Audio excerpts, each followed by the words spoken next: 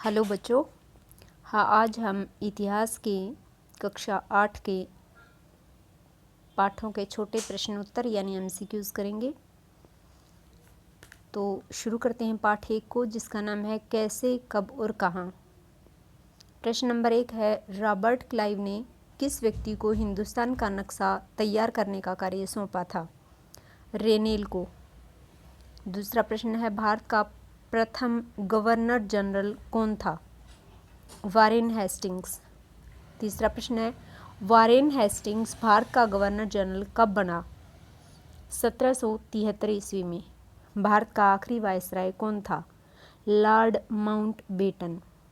पांचवा प्रश्न है, ए हिस्ट्री ऑफ ब्रिटिश इंडिया नामक किताब किसने लिखी? जेम्स मिल ने। छठा प्रश्न है, जेम्स मिल ने भारतीय इतिहास को कितने कालखंडों में बांटा? 3 कालखंडों में, हिंदू, मुसलमान और ब्रिटिश। सातवां प्रश्न है, इतिहासकारों ने भारतीय इतिहास को कितने भागों में बांटा? 3 भागों में, प्राचीन भारत, मध्यकालीन भारत और आधुनिक भारत। आठवां प्रश्न है, अंग्रेजों ने सरकारी दस्तावेजों को सुरक्षित रखने के लिए क्या बनाए? संग्रहालय और अभिलेखागार। अगला प्रश्न है, 9वां, भारत का नक्शा बनाने का विभाग कौन सा है? Survey of India. प्रश्न 10, सर्वे ऑफ इंडिया की स्थापना कब हुई? 1803 में। 11वां प्रश्न है, सर्वे ऑफ इंडिया की स्थापना किसके शासन में हुई? ब्रिटिश शासन में। 12वां प्रश्न, सर्वे ऑफ इंडिया का मुख्यालय कहाँ है? देहरादून में। प्रश्न 13, मुगल साम्राज्य का अंतिम बादशाह कौन था? बहादुर शाह जफर। 14वां प्रश्न है, भारतीय राष्ट्रीय अभिलेखागार कौन से दशक में बनाया गया? 1920 के दशक में। 15वां प्रश्न है, जो लोग सुंदर ढंग से चीज़ें लिखने में माहिर होते थे उन्हें क्या कहते थे? खुश नवीसी या सुलेख नवीस। ये अंतिम प्रश्न था इस पाठ का।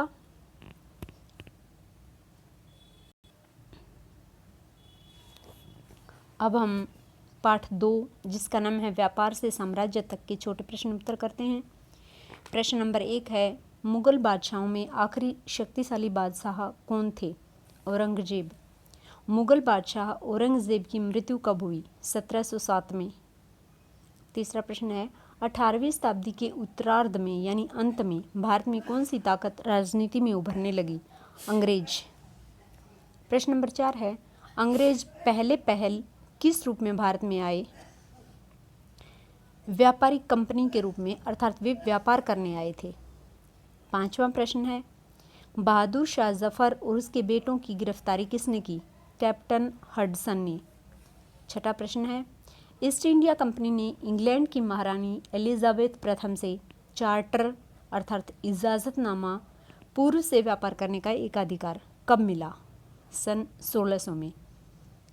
प्रश्न 7, केप ऑफ गुड होप कहाँ स्थित है?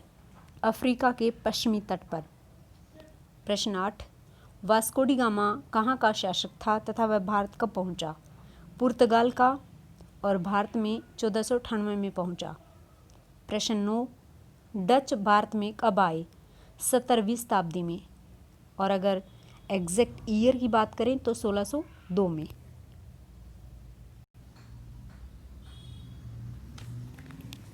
अगला प्रश्न है, फ्रांसीसी भारत कब आए? 1664 में। अगला प्रश्न 11वां, यूरोप के बाजार में भारत के किस वस्तु की मांग अधिक थी? सूती कपड़े और रेशम की। इसके अलावा काली मिर्च, लौंग, इलायची, दालचीनी की भी मांग थी। प्रश्न 12, ईस्ट इंडिया कंपनी ने पहली फैक्ट्री कब और कहाँ से शुरू की? 1651 में हुगली नदी के किनारे। प्रश्न 13, सिराजुद्दौला बंगाल के नवाब कब बने? 1756 में। प्रश्न 14, प्लासी का युद्ध कब और किस किस के बीच में हुआ? प्लासी का युद्ध 1757 में हुआ था, रॉबर्ट क्लाइव और बंगाल के नवाब सिराजुद्दौला के बीच में। प्रश्न 15, बक्सर का युद्ध कब और किस किस के बीच में हुआ? बक्सर का युद्ध हुआ था 1764 में। और किसके बीच में? रॉबर्ट क्लाइव तथा बंगाल के नवाब मीर कासिम के बीच में। प्रश्न 16, मुगल सम्राट ने कंपनी को बंगाल का दीवान कब बनाया? 1765 में। प्रश्न 17, हैदर अली कहाँ का शासक था और उसके बेटे का क्या नाम था? हैदर अली मैसूर का शासक था और उसके बेटे का नाम था टीपू सुल्तान। अगला प्रश्न है, टीपू सुल्तान की मृत्यु कब हुई? 4 मई 1799 में। प्रश्न 19, मैसूर और अंग्रेजों के बीच कितनी बार जंग हुई, युद्ध हुआ?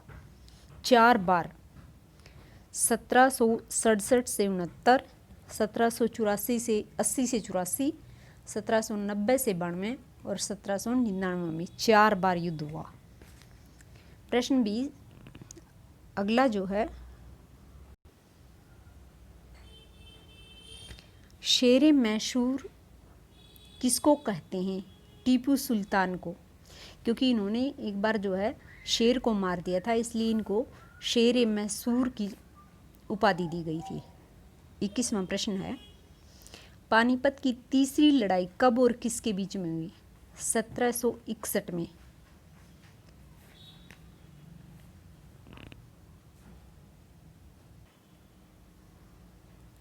जो ये तीसरी लड़ाई थी ये अहमद शाह अब्दाली और मराठों के बीच में हुई थी। ये लिखा नहीं है मैंने, आप लिख लेना।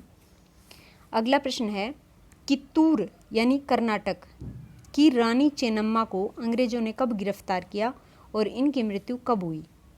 इन्हें 1824 में गिरफ्तार किया था और 1829 में जेल में इनकी मृत्यु हुई थी। 23वां प्रश्न है, महाराजा रणजीत सिंह कहाँ के शासक थे? पंजाब के। और एक ये 25वें नंबर पर ये दे रखा है कि कौन कौन से विदेशी शासक हमारे देश में कब कब आए? पुर्तगाली 1498 में, अंग्रेज 1600 में, डच 1602 में और फ्रांसीसी 1664 में। ये एक ट्रिक बनाई है मैंने, जैसे पुर्तगाली, अंग्रेज, डच और फ्रांसीसी, इसमें अगर कन्फ्यूज़न हो कि भाई पहले कौन आया था फिर कौन आया था, तो ये है एक पुत्र अड्डे पे फंसा। पै से पुत्र जो है वो पै से पुर्तगाली, अड्डे में ए से अंग्रेज, पे का कुछ नहीं है, अड्डे डे का जो है डच है और फंसा से फ्रांसीसी है। पुत्र अड्डे पे फंसा यानी पुर्तगाली, अंग्रेज, डच और फ्रांसीसी। इस तरह से ये पाठ भी पूरा हुआ। अब हम पाठ 3 करते हैं जिसका नाम है ग्रामीण क्षेत्र पर शासन चलाना। प्रश्न 1 है, रॉबर्ट क्लाइव ने मुगल बादशाह से बिहार व उड़ीसा की दीवानी कब ग्रहण की? 1765 में। प्रश्न 2, बंगाल में अकाल कौन से सन में पड़ा? 1770 में। तीसरा प्रश्न है, भारत में स्थायी बंदोबस्त किसने लागू किया? चार्ल्स कॉर्नवालिस ने। प्रश्न 4, स्थायी बंदोबस्त कब लागू किया? 1793 में।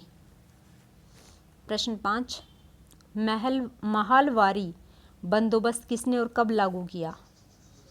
लॉर्ड मैकेंजी ने 1822 में।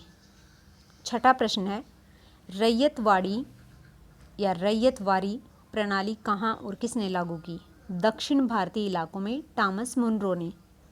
7वां प्रश्न है, भारत में कौन से क्षेत्र में कौन सी फसलों को उगाने के लिए अंग्रेज किसानों को मजबूर कर रहे थे? बंगाल में पटसन उगाने के लिए, असम में चाय उगाने के लिए और यूपी यानी संयुक्त प्रांत में गन्ना उगाने के लिए, पंजाब में गेहूं, महाराष्ट्र व पंजाब में कपास, मद्रास में चावल। और ये अफीम व नील भी जो है कौन से क्षेत्र में थी ये मुझे ध्यान नहीं आ रहा, ये मैं लिख दूंगी इसमें। अगला प्रश्न है, नील का पौधा कौन से क्षेत्र में उगता है? उष्णकटिबंधीय इलाकों में। तो ये जो अफीम व नील है वो उष्णकटिबंधीय इलाकों में थी। अगला है प्रश्न 9, 1788 में ब्रिटेन द्वारा आयात किए नील में भारतीय नील का कितने प्रतिशत हिस्सा था? 30%। 1810 में ब्रिटेन द्वारा आयात किए गए नील में भारतीय हिस्सा कितने प्रतिशत हो गया? 95%। 11वां प्रश्न है, नील की खेती के दो मुख्य तरीके कौन से थे? निज और रैयत। प्रश्न 12 है, कर्जा लेने वाले रैयतों को अपनी जमीन के कितने हिस्से पर नील की खेती करनी जरूरी होती थी? कम से कम 25%, तभी उनको कर्जा मिलता था। 13वां प्रश्न है, यूरोप में वुड उत्पादकों को किस से अपनी आमदनी में गिरावट का खतरा दिखाई देता था? नील से। प्रश्न 14, 18वीं सदी के अंत में ब्रिटेन में नील की मांग किस कारण बढ़ने लगी? औद्योगिकरण के कारण। 15वां प्रश्न है, किसकी खोज के कारण नील की अंतर्राष्ट्रीय मांग पर बुरा असर पड़ेगा? कृत्रिम रंग। प्रश्न 16वां, चंपारक आंदोलन किसके खिलाफ था? नील बागानों के मालिकों के खिलाफ।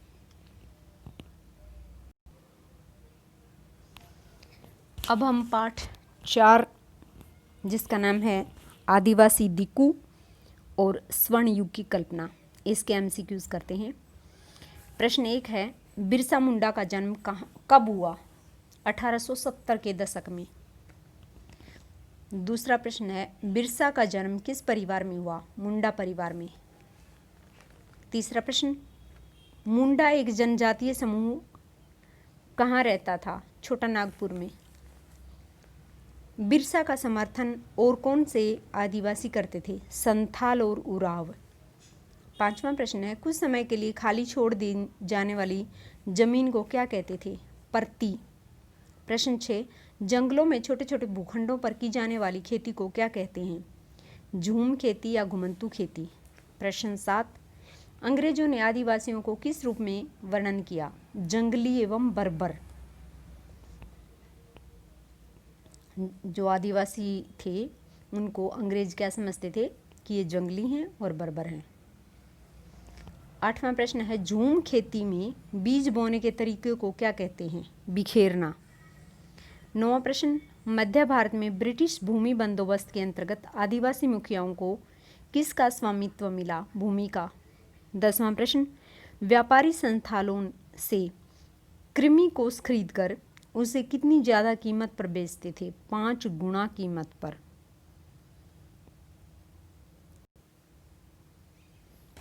प्रश्न 11 है, बिरसा मुंडा ने अपने अनुयायियों से क्या करने का आह्वान किया?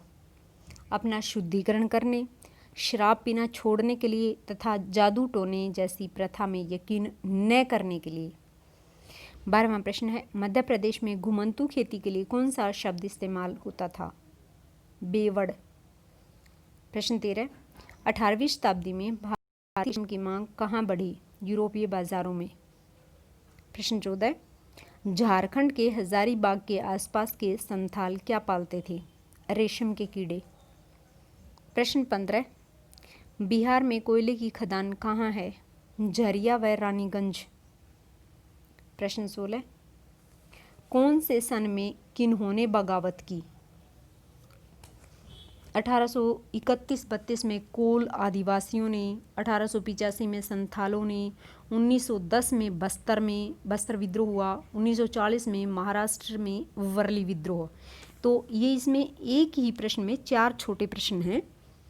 जैसे कोल आदिवासियों ने कब बगावत की? 1831-32 में। संथालों ने कब विद्रोह किया? 1885 में। बस्तर विद्रोह कब हुआ? 1910 में। महाराष्ट्र में वर्ली विद्रोह कब हुआ? 1940 में। प्रश्न 17, अंग्रेजों ने बिरसा मुंडा को कब गिरफ्तार? 1895 में। बिरसा मुंडा की मृत्यु कब और किस कारण से हुई? 1900 में, हैजे के कारण।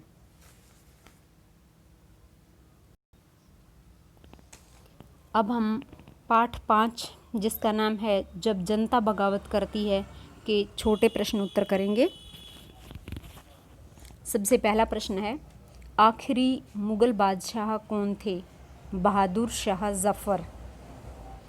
और इनको जो है आखिरी किसने कहा कि भाई ये आखिरी बादशाह होंगे, इसके बाद कोई बादशाह नहीं बनेगा? ये कहा था लॉर्ड कैनिंग ने 1856 में एक घोषणा की थी। ये फैसला लिया था कि बहादुर शाह जफ़र आखिरी मुगल बादशाह होंगे। प्रश्न नंबर 2 है 1857 के विद्रोह की शुरुआत कब हुई? 11 मई 1857 को। आगे है तीसरा प्रश्न, 1857 के विद्रोह में कौन कौन से व्यक्ति ने कौन कौन से क्षेत्र का नेतृत्व संभाला, यानी किसने कहाँ से नेतृत्व किया युद्ध का, इस विद्रोह का, 1857 के विद्रोह का।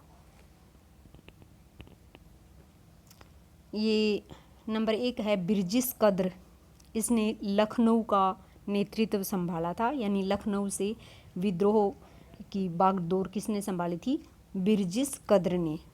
झांसी से रानी लक्ष्मीबाई ने, और रानी अवंतीबाई लोधी ने मंडला यानी मध्य प्रदेश से, कुंवर सिंह ने आरा जो कि बिहार में स्थित है वहाँ से, और मौलवी अहमदुल्ला शाह फैजाबाद से। अगला प्रश्न है कि सूची 1 को सूची 2 से मिलाइए कि ये चीज़ क्या होती है, दरगाह क्या होती है, खानकाह क्या होती है, ईदगाह क्या होती है, कुलदेसे क्या होती है। दरगाह क्या होती है? सूफी संत का मकबरा। खानकाह क्या होता है? यात्रियों के लिए विश्राम गृह। ईदगाह क्या होता है? मुसलमानों का खुला प्रार्थना स्थल। और कुलदेसे क्या होता है? ऐसा रास्ता जो एक जगह जाकर बंद हो जाता है। प्रश्न 5 है अंग्रेजों ने कलकत्ता के बजाय दिल्ली को राजधानी बनाने का निर्णय कब लिया? जॉर्ज पंचम को इंग्लैंड का राजा बनाने के समारोह में।